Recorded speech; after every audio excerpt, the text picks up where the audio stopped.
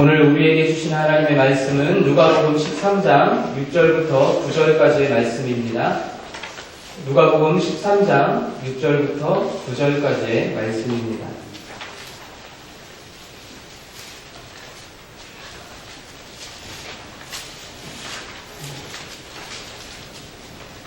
누가복음 13장 6절부터 9절까지의 말씀 다 함께 한 목소리로 합독하도록 하겠습니다.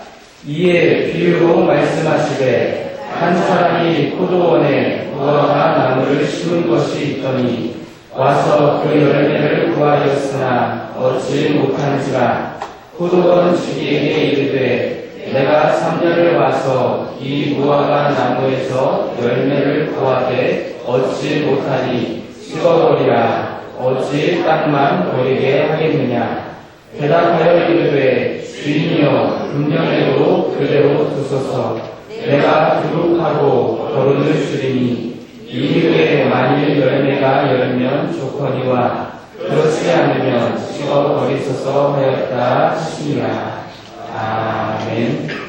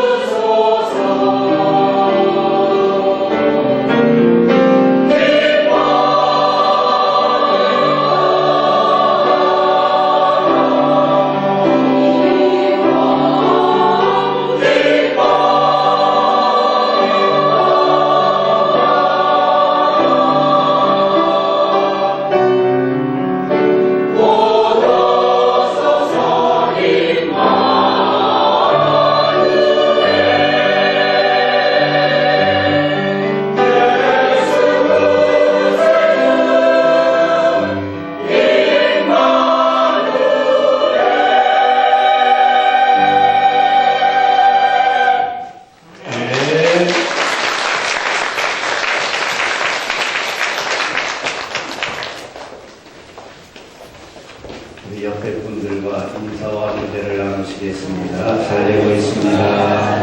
기도하면 됩니다. 잘 되고 있습니다. 기도하면 됩니다. 이 세상에 만왕의 왕으로 오신 아기 예수 그리스도의 구원하신 정이, 평화의 왕으로 오신 우리 아기 예수님의 사랑이 이 한 주간도 여러분들과 함께하기를 간절히 소망합니다. 오늘은 베스트 초청주일로 이제 예배를 준비해서 드립니다. 오늘 세상에 하나밖에 없는 우리 신은교회에 오신 여러분들을 주님의 이름으로 환영하고 축복합니다. 잘 오셨습니다.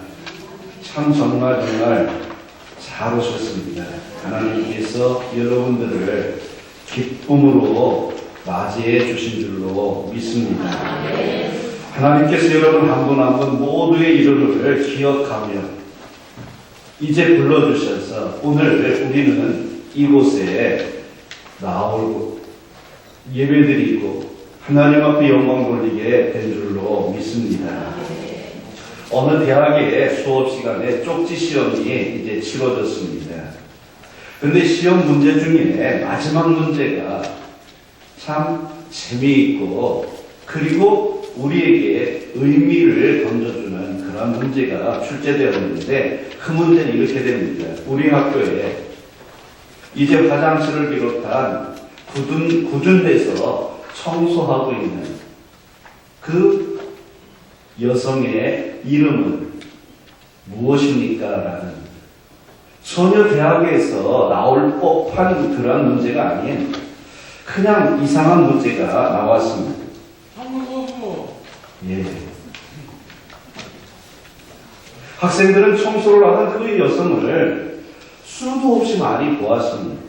그래서 얼굴을 그리라고 하면 얼마든지 그려낼 수 있습니다.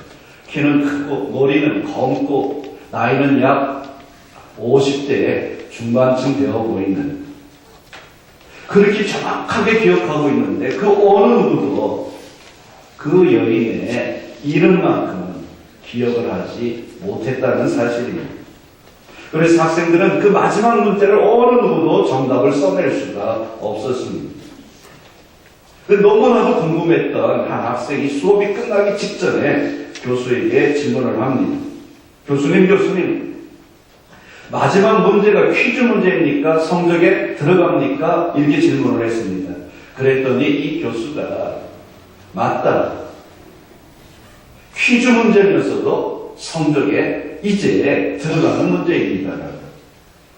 그러면서 학생들에게 그 문제를 낸 의미를 이렇게 전해주는 겁니다. 여러분은 앞으로 수없이 많은 사람들을 만나게 될 것입니다. 여러분들이 앞으로 만날 그 수없이 많은 모든 사람들은 다 여러분 인생의 중요한 사람입니다. 단지 여러분들이 할 수 있는 것이 그냥 한번 미소지를 짓는 것이고 고개를 잠깐 숙여서 목례를 하는 그러한 관계이라 할지라도 그들은 모두 여러분들의 관심과 돌봄을 받을 수 있는 그러한 가치 있는 사람들입니다. 아멘. 여러분, 우리가 만나는 모든 사람들 하찮은 사람 아무도 없습니다. 스쳐 지나가는 사람이라 할지라도 전부 다 존중받고 돌봄에 이제 손길을 받을 그러한 소중한 사람들이라는 겁니다. 근데 오늘 우리 예수님께서 이렇게 말씀하고 계십니다. 요한복음 10장 3절에 보니까 그가 자기 양의 이름을 각각 불러 인도하여 내느니라 그랬습니다. 예수님께서 양 한 마리 한 마리의 이름을 다 기억하시고 직접 그 이름을 불러서 양우리로 이끄신다라는 이야기입니다. 이 말씀을 오늘 이 시대에 이제 통용시켜보면 이렇게 표현해 볼 수 있습니다. 김 집사야, 오늘 너 내게 오렴. 김 권사, 너 오늘 내 집에 와야 되지 않겠니? 이렇게 우리들 이름 한 사람 한 사람 이름을 다 불러서 이 자리에 여러분들을 이끌어 주신 줄로 믿습니다. 여러분, 그러기에 여러분들은 우리는 하나님의 사랑을 받을 자격을 것을 충분히 갖춘 사람들. 왜? 예수 그리스도께서 내 이름을 기억해 주시기 때문에. 여러분 한 분 한 분 모두는 예수 그리스도의 십자가 사랑을 받을 기회를 얻은 분들입니다. 그래서 여러분들은 소중한 사람들입니다. 왜 우리가 구원이 필요한지, 왜 우리가 예수님을 만나야 되는지, 왜 우리가 예수님의 손길을 이제 붙잡아야 되는지 설교 말씀을 이제 정말 시작하기 앞서서 한 1분 정도 되는 짤막한 영상이 준비되어 있는데 영어로 되어 있습니다. 눈을 크게 뜨고 잘 보셔야 됩니다. 그러면 귀에 쏙쏙 잘 들어올 겁니다. 자, 다 이제 끝났습니다. 하나님, 감사합니다. 하나님? 네, 하나님이요. 요즘 같은 세상에 넌 정말 하나님이 있다고 믿는 거야? 왜요? 하나님을 믿는 게 이상한가요? 정말 하나님이 있다면 왜 세상에 전쟁이나 범죄, 가난 같은 게 없어지지 않을까? 뭔가 좀 잘못된 것 같지 않아? 세상엔 치과 의사들이 많은데도 불구하고 왜 이렇게 많은 사람들이 이가 상하고 빠지기도 하는 거예요? 글쎄. 치아를 고쳐야 되는데 사람들이 나한테 오지 않으면 나도 뭐 도와줄 수가 없겠지? 맞아요. 하나님도 똑같아요. 우리가 필요할 때 우리 의지로 하나님을 찾아가길 원하시는 거예요. 하나님은 강요하시는 분이 아니시니까요. 그럼 어떻게 사람들이 하나님한테로 가는데? 그냥 하나님께 얘기해보세요. 하나님은 항상 듣고 계시니까요.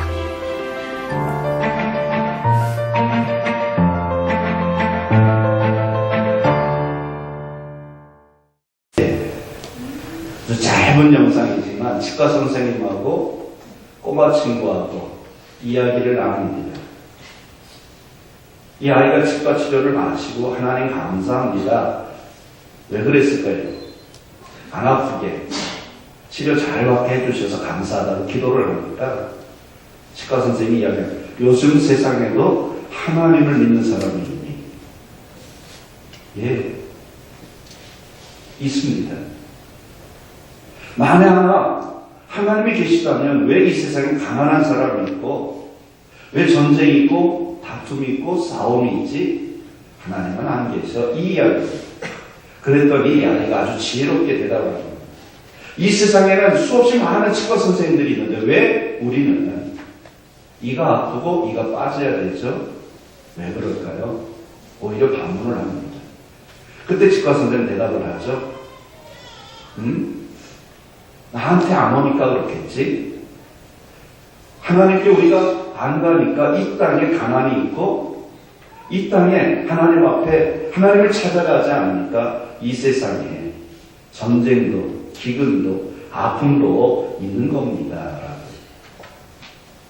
걱정도 있습니다. 할렐루야. 걱정도 있습니다. 여러분 하나님께로 가야 됩니다. 그래 이 땅의 전쟁도 그치고 모든 사람이 하나님께 나아가면 굶어서 죽는 사람 없습니다. 목말라 죽을 사람도 없습니다. 전쟁통에 죽을 사람 더더군다나 안 생길 겁니다. 어느덧 여러분 한 해를 정리할 때가 되었습니다. 오늘로써 우리 교회는 모든 한 해의 일을 다 정리를 합니다. 우리 교회 회기는 12월 1일 날 시작해서 그 다음에 11월 30일까지를 1년 단위로 봅니다. 그렇기 때문에 오늘 예배가 마쳐지면 모든 것이 이제 행정적으로 정리가 다 끝납니다. 뒤돌아보니까 하나님께서는 언제나 우리와 함께 해주신 줄로 믿습니다. 때로 힘들었습니다. 때로는 피곤하기도 했었습니다. 하지만 그 힘들고 어렵고 피곤한 그 순간에도 하나님께서는 우리를 홀로 두지 않으셨습니다. 함께 하시며 안타까운 마음으로 일어나라고 내가 너에게 힘을 주겠다고 우리들을 격려하시고 지켜주시고 인도하시며 도와주셨습니다. 또한 함께 온 힘을 다해 달려온 여러분들이 있었기 때문에 오늘 11월 마지막 주일을 이렇게 기쁨으로 맞이하며 주님 앞에 영광의 예배를 드리게 된 것입니다. 모든 존귀와 영광을 하나님께 올려드립니다. 오늘 본문의 말씀은 우리가 잘 알고 있는 비유의 말씀 가운데 하나입니다. 열매를 맺지 못하는 무화과 나무의 비유입니다. 이 비유는 예수님께서 제자들과 사람들에게 회개란 이런 것이다, 왜 구원받아야 되는가, 왜 회개를 해야 되는가를 가르치시던 말미에 결론을 이제 유추해내기 위해서 해주신 말씀입니다. 포도원에 심은 나무가, 무화과 나무가 3년이 되도록 열매를 못 맺는 것입니다. 그러자 주인은 포도원 지기에게 이렇게 얘기합니다. 땅만 버리고 있고 땅만 차지하고 있으니까 저 무화과 나무를 찍어서 버리라고. 그러자 포도원 지기는 주인에게 간청을 합니다. 내가 땅을 두루두루 파고 넓게 깊게 땅을 파고 거름을 많이 더 줄 테니까 금년에는 그대로 두어달라고 건의를 합니다. 이것이 오늘 비유의 말씀입니다. 그렇다면 여러분, 열매 맺지 못하는 이 무화과 나무의 비유를 통해서 오늘 이 시대를 살아가고 있는 저와 여러분 우리들에게 들려주시고 싶은 하나님의 말씀, 하나님의 음성은 과연 무엇일까요? 두 가지로 나눠보려고 합니다. 첫째는 우리가 하나님 앞에 회개의 열매를 맺지 않으면 우리의 인생도 이 무화과 나무와 같이 멸망하게 되어 있다는 이야기입니다. 본문에 보면 무엇이라고 했습니까? 주인은 무화과 나무를 이렇게 심어놓고 3년 동안 기다려줬습니다. 열매 맺기를 기다려준 겁니다. 그런데도 열매를 맺지 못하자 포도원 지기에게 그 무화과 나무를 찍어서 버리라고 명령을 내립니다. 어찌 보면 3년이라는 기간이 너무 짧은 거 아니냐, 너무한 거 아니냐, 이 주인의 명령이 너무한 거 아니냐라고 이야기할 수 있지만 이 주인의 명령은요, 경우에 어긋나거나 결코 우리가 판단해 봤을 때 어긋난 그런 처사가 아닙니다. 여러분, 사람이 나무를 심는 목적이 무엇입니까? 그 나무를 심는 목적은 그 나무로부터 무언가 원하는 것이 있기 때문에 그렇습니다. 그래 우리들이 꽃나무를 심습니다. 봄철에. 그러면 그 꽃나무는요, 꽃을 피워내야 됩니다. 왜 꽃나무를 심냐? 꽃을 보고 싶고 꽃을 감상하고 싶기 때문에. 그리고 과실수를 심는 이유는 그 목적은 다른 것이 아니라 그 나무에서 열매를 얻기 위해서 그 과실나무를 심는 겁니다. 무화과 나무는 과실수 중에 하나입니다. 그래서 무화과 나무를 심은 것은 무화과 열매를 얻기 위해서였습니다. 그것이 이 무화과 나무가 심겨진 존재의 이유인데, 그러니 주인이 열매를 맺지 못하는 이 무화과 나무를 찍어버리라고 하는 것은 지극히 당연한 처사입니다. 근데 본문의 비유에 나오는 이 무화과 나무는 무엇을 가리키는 거 아니? 무화과 나무는 이스라엘 백성들을 가리킵니다. 그리고 무화과 나무를 심은 사람은 누구냐? 주인은 누구냐? 하나님이시고 이 무화과 나무를 돌보고 계신 분은 누구냐? 예수 그리스도십니다. 할렐루야. 그렇기 때문에 이 무화과 나무의 열매는 그럼 뭐냐? 회개라고 하는 것. 회개 열매입니다. 그러므로 이 비유를 이제 우리식으로 풀어보면 이렇게 됩니다. 회개하지 않으면 하나님으로부터 징계를 받아서 이제 하나님 나라의 천국에 들어가지 못한다라는 이야기입니다. 구원받지 못한다라는 이야기입니다. 하나님의 심판을 받아서 멸망당할 수밖에 없다는 이야기입니다.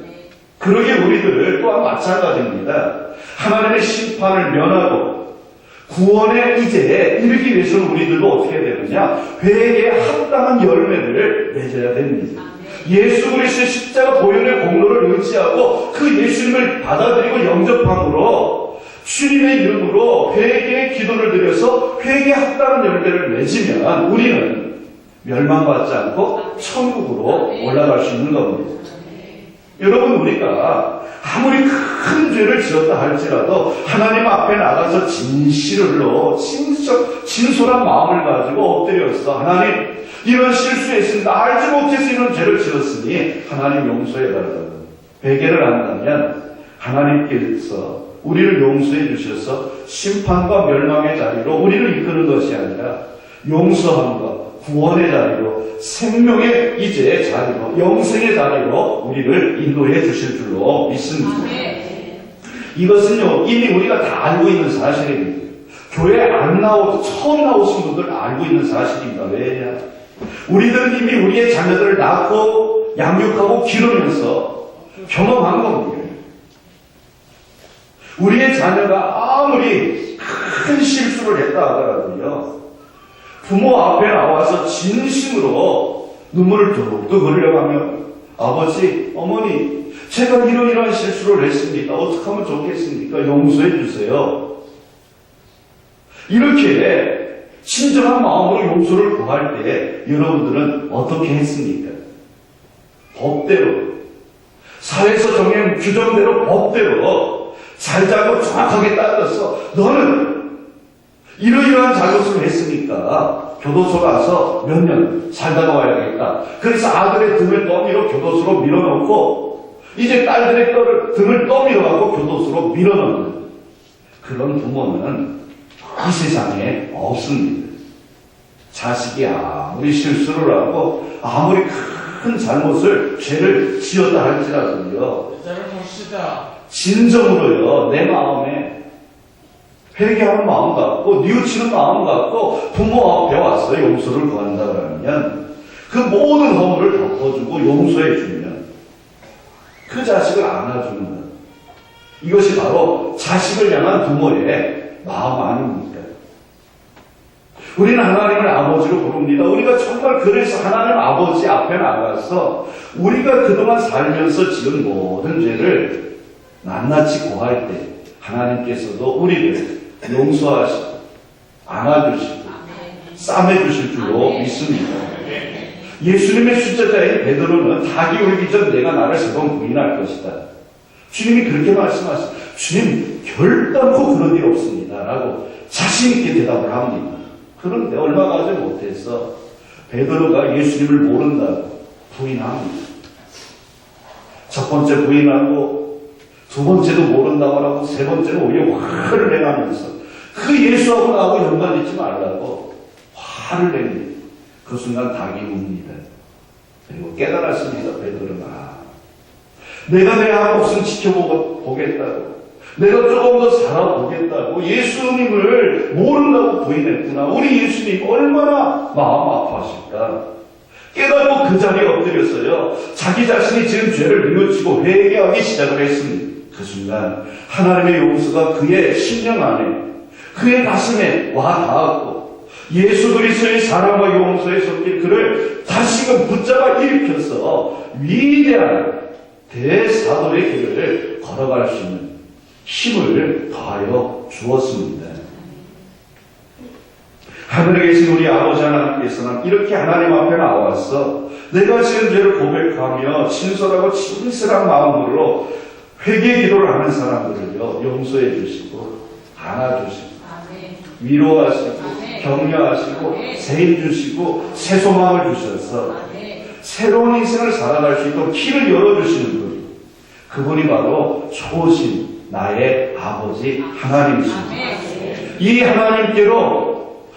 하나님께로 더욱더 가까이 다가가시는 여러분들 되시기를 주의 이름으로 간절히 축원합니다.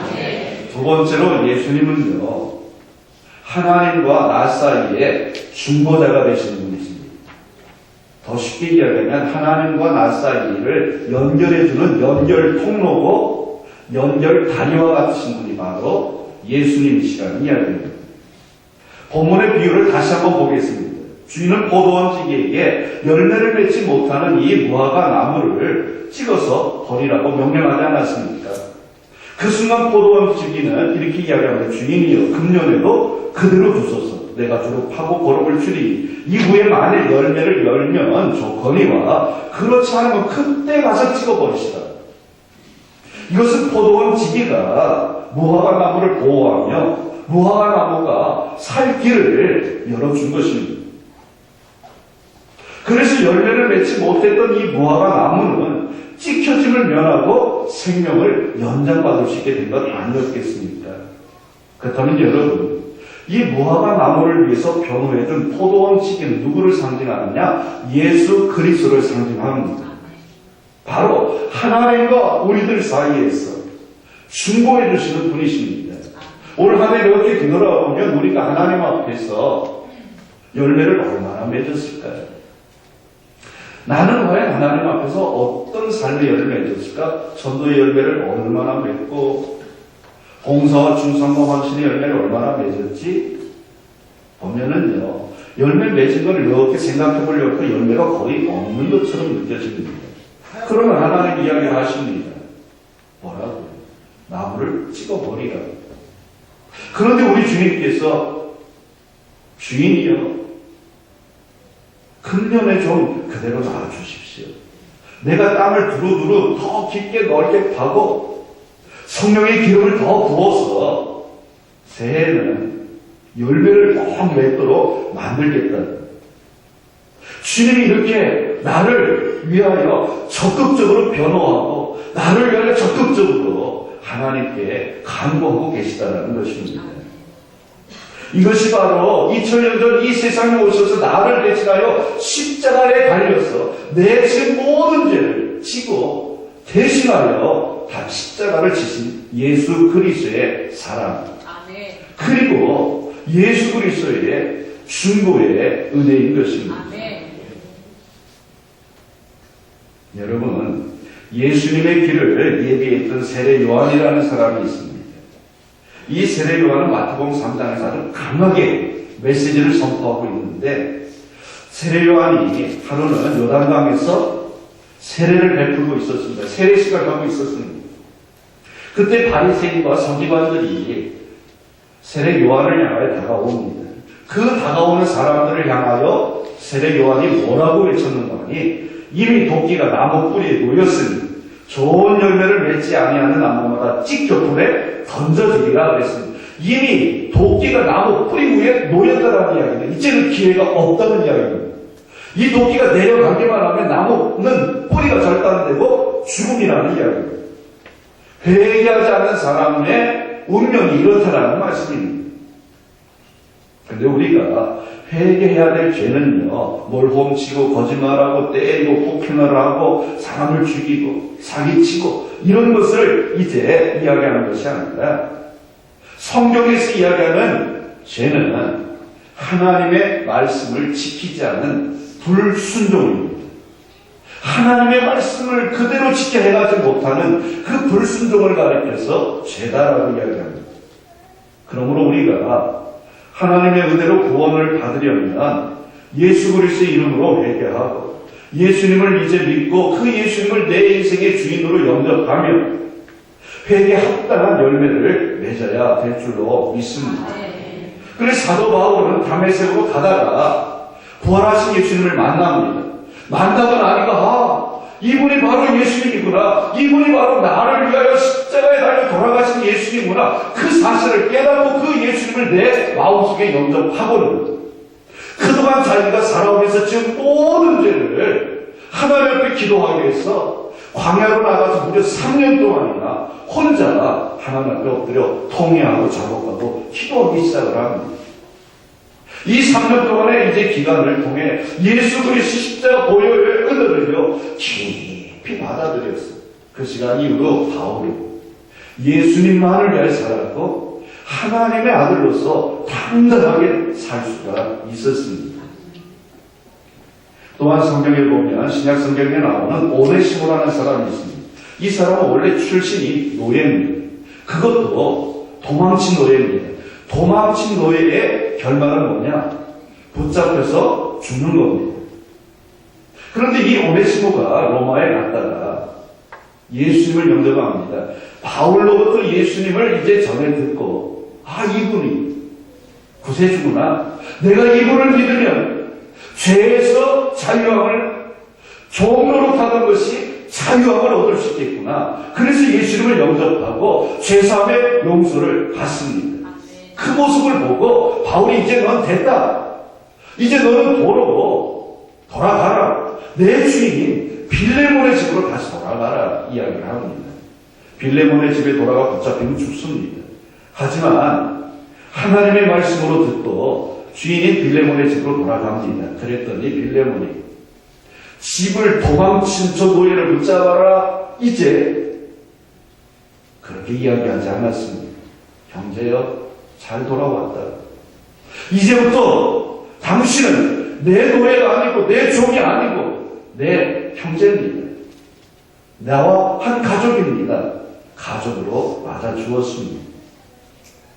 죄를 용서받고 나니까 하나님으로부터 제3의 용서를 받고 나니까 인간적으로 맺혀있던 모든 인과관계의 끈들이 다 끊어지고 새로운 인과관계가 형성되며 참된 자유와 참된 기쁨과 참된 행복을 누리게 되었다는 이야기입니다. 사랑하는 성도 여러분, 오늘 이 시간 예수님을 온전히 만나시기를 축원합니다.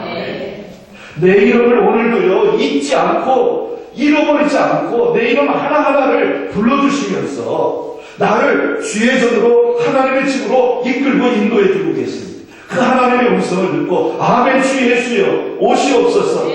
아기 예수님 이 강림절 절기에 내 안에 오시고 우리 집에 오셔서 내 인생의 주인이 되어주시고 우리 가정의 보호자가 되시고 인도자가 되어달라고 간구하는 여러분들 되시기를 주의 이름으로 축원합니다. 그 순간 아기 예수 그리스도의 평화가 여러분들 인생길 간에 넘치고 여러분 가정에 아기 예수 그리스도가 주시는 은혜와 복이 풍성히 임할 줄로 믿습니다. 기도하겠습니다. 주님 감사합니다. 이제 강림절 오늘부터 시작됩니다. 이 땅의 평화의 왕으로 오신 예수님, 이 세상을 구원하기 위해서 오신 예수님, 그 예수님을 영접하기를 소망합니다. 말로만 입술로만 주님을 영접하는 게 아니라 정말 내 가슴을 활짝 열고 내 영혼의 문을 활짝 열어서 주님 내 안에 오시옵소서. 그리고 주님 나의 왕이 되어주십시오. 내 인생의 주인이 되어주십시오. 고백함으로 회개에 합당한 열매를 맺어서 하나님의 은혜를 우리 주님의 구속의 은총을 체험하며 이 땅을 아름답게 살아갈 수 있는 우리 모든 신은 가족들이 되게 도와주시옵소서. 예수님 거룩하신 이름으로 축복하며 기도 올리옵나이다. 아멘.